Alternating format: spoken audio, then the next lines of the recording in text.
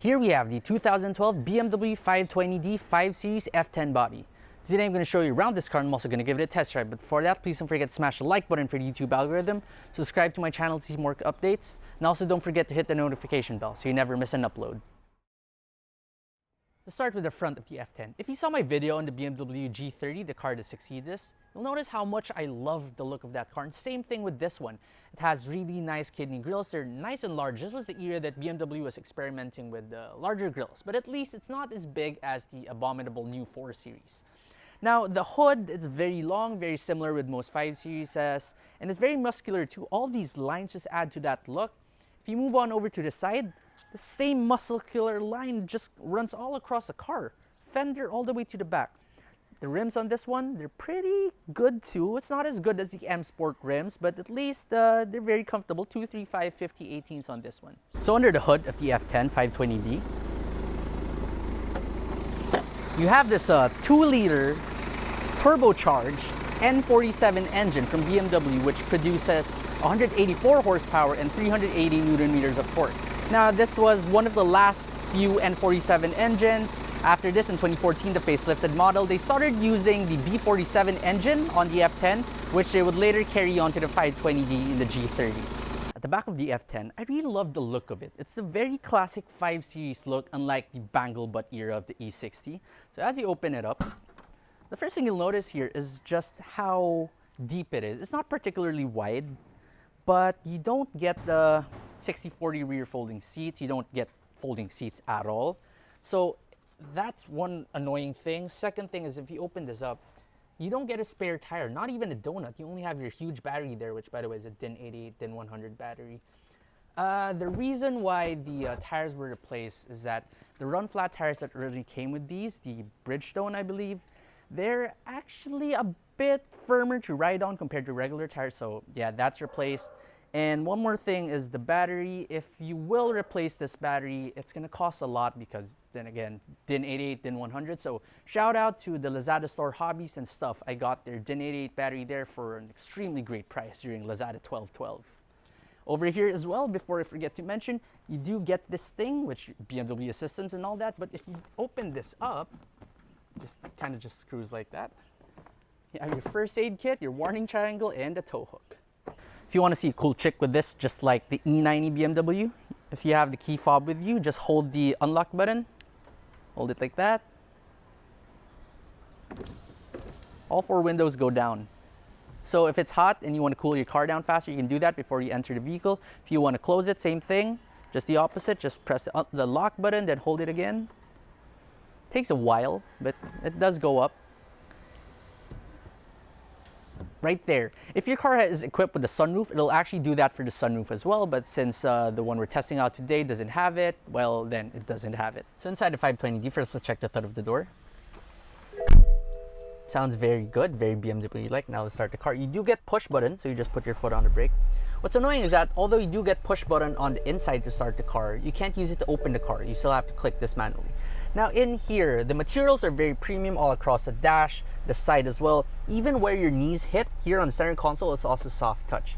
Now first, let's start with the steering wheel. The steering wheel, it's very not sporty looking. So there's actually an option to get the M Sport package, which makes it look way nicer. But for now, you just have this. It is multifunction. What's cool about it though is that it is tilt and telescoping electrically. So it's very easy to get comfortable. Now your gauges, they're not yet digital. I know that I believe the facelift model, some of them had the option, but for now you got these your regular analog gauge, which is good because even though this car is turning almost 9 years old, it still has this very timeless look compared to maybe if you're using a digital one, it can get very pixelated, you know, old style technology. Now moving on here to the center, you do get your dual zone climate control, but what's interesting about it is that you can actually set the fan speed individually per side. So if you want to even turn off the passenger side, the fan, you can do that while still keeping the driver's side on. The materials, even up here, it's very soft too in the middle. Now this part, it's not piano black, which is good. It's this weird shiny glittery thing in blackish gray. Since it's not piano black, it doesn't really attract a lot of fingerprints. Again, that is great. You get your iDrive controller here, which is very, very easy to use. Even when you're driving, it's so easy to use compared to, let's say, a Lexus or even the command system in Mercedes. Your shifter, this one is the first thing that they introduced in, I believe, the post facelift E60 model. So it's no longer the gated thing. Just go down, drive, left to manually control it, and up neutral, press and up for reverse, and park. You just press like that. Your parking brake, however, is electronic, which is kind of sad because you'd expect most BMWs to be the ultimate driving machine. So you should be able to do handbrake turns, but no longer. Hey, at least you do get auto hold. To the side of that, you get parking sensors, which is both for the front and the rear. Moving on to cubbies, here in the middle, you get this 2 cup holder. It looks pretty shallow, but it's actually really deep. You can jam things in there. It'll just like give you a slight click and then it'll go in. There's even a place to put your key here in the middle. You slot it in like that. Here, another cubby. It's very small. You can probably put a cigarette in there. Open this one up, moves on over to the sides. Very cool, but it's very shallow as well, so there's really not much you can put in there. Now, one of the most annoying things about this car is that over here at the side, since this is a big car, you'd expect that the door bins can accommodate really big bottles of water, for example. But this one, even those small 250 ml water bottles that are pretty soft, unless you crush them, they're not going to fit in there. Next thing, the seats are very, very firm, very German-like. They do hug you just a little bit. This is not the comfort nor the sport seat. This is just your regular BMW 5 Series seats. But it's very easy to get comfortable because this headrest moves front and back like that, which is just so easy to get comfortable back here. You also get 2-setting power memory, which you can actually use even if the car is not in neutral or park. What's annoying about it is that you have to hold it. It's not just a one-touch press and it moves back to its position. No, you gotta hold it while it moves. Now, when it comes to the dashboard of this car, this is again the first 5 Series to feature the dashboard that's cockpit-like, wherein the entire dashboard is slightly angled towards the driver. They removed that in the E60, but before the E60, the E39, and all previous BMW 5 Series model before that had it.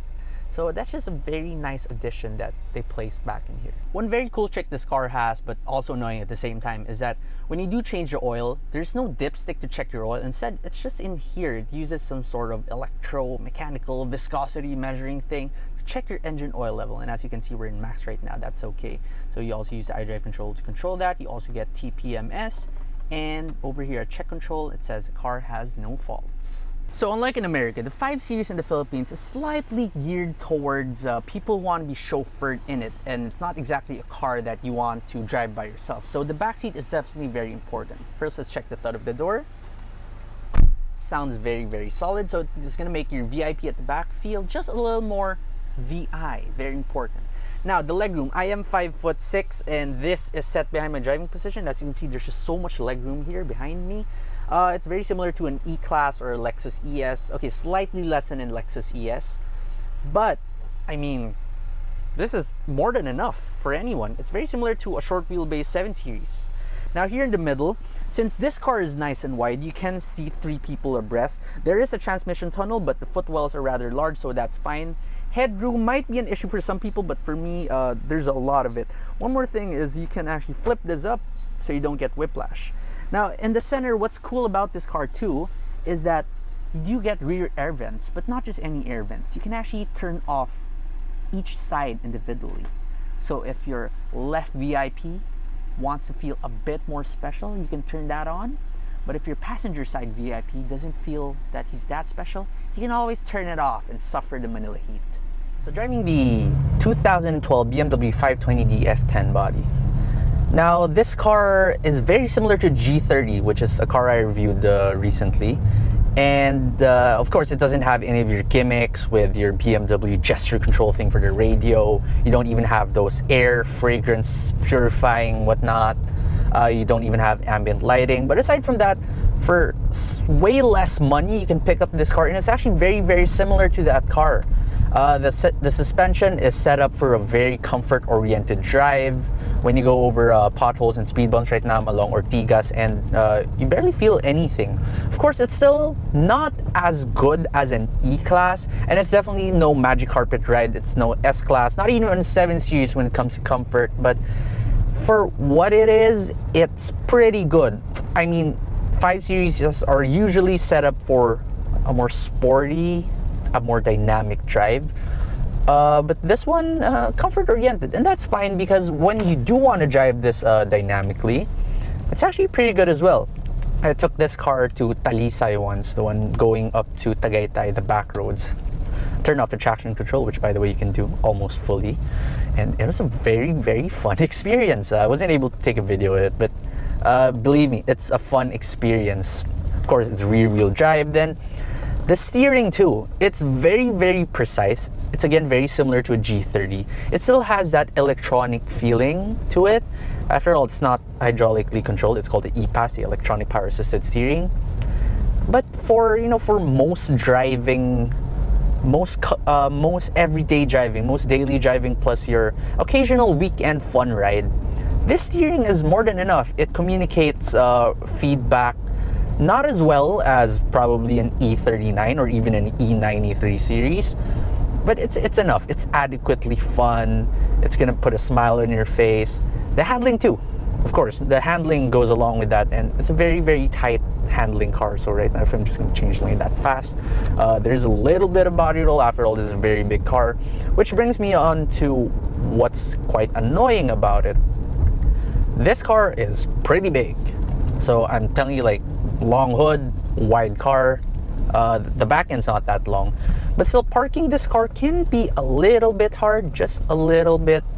It's not enough to put you off, or to put me off from getting this car.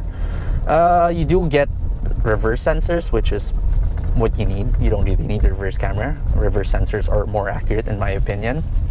So yeah, I mean, daily driving this, it's pretty good. It's incredibly comfortable, it's incredibly quiet. And one thing I love about this car too, it's just those, those small touches that BMW does. Similar to the G30, you can actually just like hover your fingers over the radio presets and it will show up to your screen. Like, so right now I'm currently, for example, on 2 or 3. It'll show up there like, oh, your finger's on 2 or 3, so you can just press it. You don't have to take your eyes off the road for that long. Next thing is, of course, the iDrive system, which is actually the best in the segment. So if you've driven a lot of Lexuses, you'll notice how annoying their touchpad control thing, but this one, the iDrive, it's just so easy to control. I can get to the menu I want. There's even a quick shortcut menu. So even if you're driving along, it's very, very easy to use. One more annoying thing about this car though is that this car was 5 million pesos new. Think about that, 5 million pesos new. And although you get power seats for both the driver and passenger, only the driver's side has memory controls, which is only 2-way memory, not even 3. Again, that's fine, but what's annoying about it is that you don't get lumbar support. No lumbar adjustment at 5 million pesos. That's ridiculous. That's just ridiculous. You can get a Toyota with lumbar support now, the higher end Camrys. I think they have that, but why doesn't it have it? BMW, come on, they just want to milk you for money. No surprise there. Probably the best things about this 520d is just how economical it is. I mean, sure, you don't buy a BMW to save money, but this is a diesel car, and in the city, I'm doing around 15 kilometers per liter, which is great. Couple that with this fuel tank, which is pretty large. I'll search it up. It's probably like 60 liters, maybe 70 even. Not sure there. But in a single tank, you can go to Baguio and back twice from Quezon City. That's 1,000 kilometers in a single tank. You don't even have to like waste time in gas stations. After all, your time is precious. You can afford a BMW, right? Another cool thing is that when you're about to park this car, in most cars you have to put the power mirror adjustment switch to the passenger side. For this car, you put it on the driver's side, and when you put the car in reverse, the passenger side mirror actually tilts down so that you can see the curb better. What I don't like about it is that usually you can adjust around how much tilt you get, but this one tilts to a ridiculous level. So if there's like a wall beside you, you won't be able to see that. There's like a parking post, you won't see that. You will see the line on the parking line, but you won't see the wall. Quite annoying, but also cool at the same time. We're just gonna give it a little bit of acceleration test. I've turned off the traction control. Just gonna floor it. Wow, there's so much wheel spin. There's definitely a lot of diesel torque. And that's 100. No, hard braking. So one more time, acceleration test, go. Oh, kick down feature, so much wheel spin. Now the traction control is on, and it's quite brisk. Okay, that's 100, that's 120, and oh. It's definitely brisk. This car is definitely brisk. Even though that 2-liter diesel engine produces less than 200 horsepower, it's more than enough to put a smile on your face. So if you want to pull and overtake, you can easily do that. This road is nice and curved, handles really, really well. Yeah, it's a fun car. It's a fun car. Right now we're driving on S-Lex on the expressway, and this is where the BMW 5 Series shines. On the highway, it's a very smooth drive. Now, it only has a 2-liter engine, a 2-liter diesel engine, and when it comes to the engine smoothness, well, there's a little bit left to be desired. Very small displacement, so putting your floor down, there's an initial kick because of how much torque this car has. But it's just not a fast car, but that's fine because this car is just great for just cruising along. Plus the fact that you got these headrests that are adjustable, you can move it forward.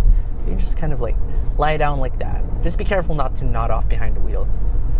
Now, when it comes to the quietness of this car, the road noise and the wind noise, currently I'm doing around the speed limit, a bit below that right now. But it's just incredibly quiet in here. You can barely hear the wind. Even though you got these rather large side mirrors, they don't really have a lot of wind noise to them. And the tire noise too, even if these tires aren't the original, I believe, Pirelli tires that BMW used to use, or Bridgestones, they are still very, very quiet in here. So overall, can I recommend this F10? Yes, definitely. If you want a second-hand BMW, one that looks very, very modern even today in 2020 or going 2021, this is the car to get. You can now get this car with relatively low mileage. I'm talking about like less than 60,000 kilometers or even less, for around at most 1.6 million pesos. You can even get it a bit cheaper sometimes. And for that money, you get so much car. I mean, why would you spend that money on, let's say, a brand new Camry or a brand new Accord? Sure, those are nice cars to drive. They're relatively easier to maintain. But you can get one of these German Euro luxury sedans that has so much prestige, that's way more fun to drive and rear-wheel drive at the same time for that amount of money. So yeah, do get this. You don't need to get the G30. They're roughly the same for way, way less money. If you like this video, please don't forget to smash the like button for the YouTube algorithm. And also don't forget to subscribe to my channel to see more car reviews.